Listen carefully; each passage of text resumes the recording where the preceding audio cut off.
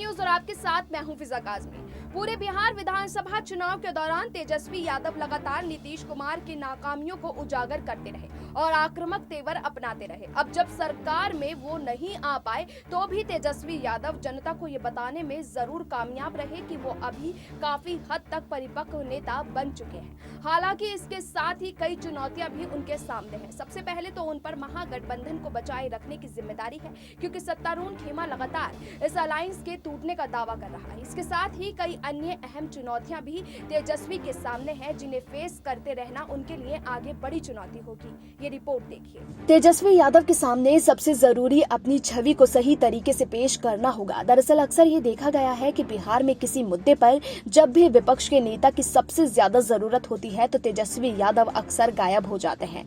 चाहे वो चमकी बुखार का मामला हो, बाढ़ का मामला हो या फिर कोरोना वायरस संक्रमण के दौर में उनका गायब हो जाना हो। लोकसभा चुनाव के दौरान तो उनके 40 दिन की गैर हाजिरी तो सभी को खल गई थी। ऐसे में विपक्ष के नेता के तौर पर खुद को स्थापित करना उनके लिए बहुत बड़ी चुनौती होना है। घटक दलों को एकजुट रखना तेजस्वी के लिए बहुत बड़ी चुनौती होगी, क्योंकि कांग्रेस समेत कई पार्टियों ने यह भी कहा है कि लालू यादव की बात कुछ और थी।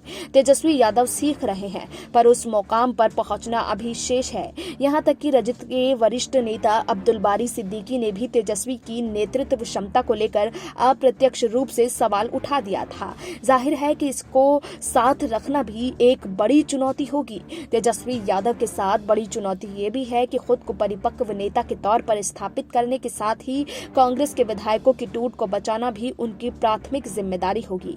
यही उनकी सबसे बड़ी चुनौती होगी, क्योंकि खतरा सबसे ज्यादा कांग्रेस पर ही है। वजह यह भी है कि उनके 19 विधायक हैं, जिसमें से 13 विधायकों के टूटने की स्थिति में कांग्रेस लगभग खत्म हो जाएगी।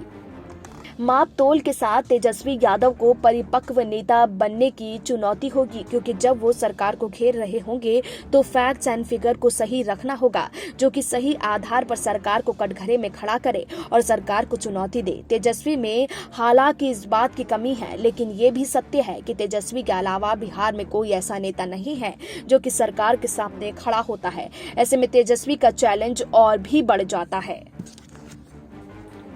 फिलहाल अभी के लिए इतना ही, लेकिन देश और दुनिया की तमाम बाकी खबरों के लिए आप जुड़े रहिए SPN9 न्यूज के साथ।